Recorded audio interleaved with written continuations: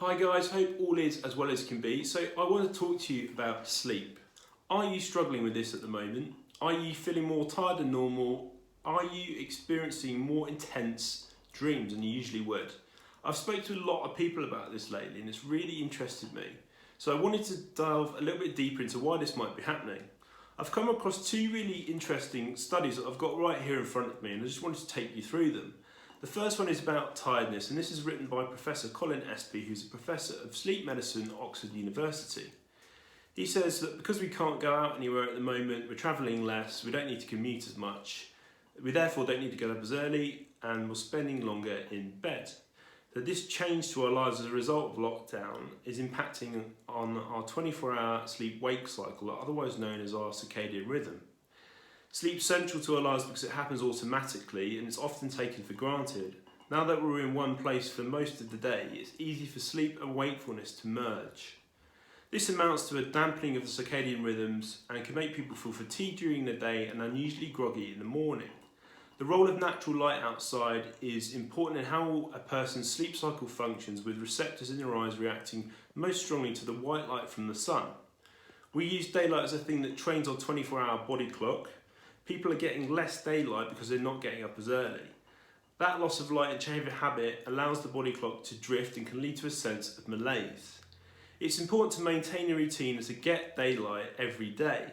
This means getting up at your usual time unless it was unnecessarily early, getting dressed and so on, and getting on with the things you usually would. This helps keep the rhythm stable. He finishes by saying that if you do exercise outside, make sure you do it early in the day to make the most of the outside light early on. Obviously, keeping a safe distance, being sensible and adhering to guidelines. The second study is about dreams, and this is written by Professor Mark Blagrave, who is a leading sleep expert from the psychology department at Swansea University.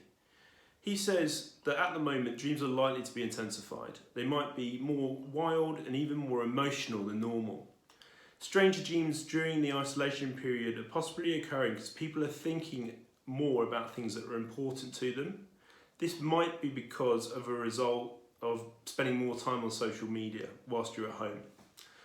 Many people will have experienced a change in their circumstances at the moment, and any type of stress might be something they dream about. Some people have less stress, but most of us have more stress, possibly because they are with people who they wouldn't usually spend so long with, as a proportion of each day.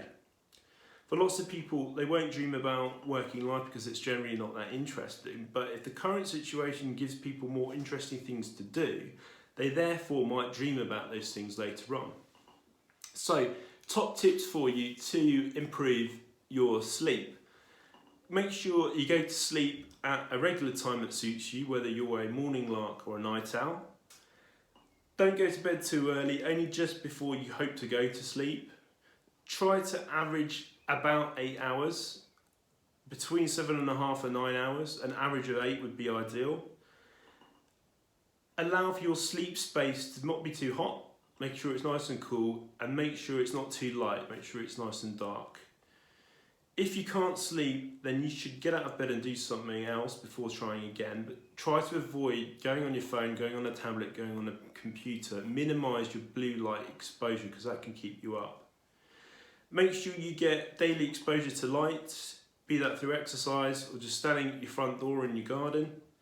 And then finally, avoid sleeping outside your usual routine, so your sleep pattern isn't fragmented.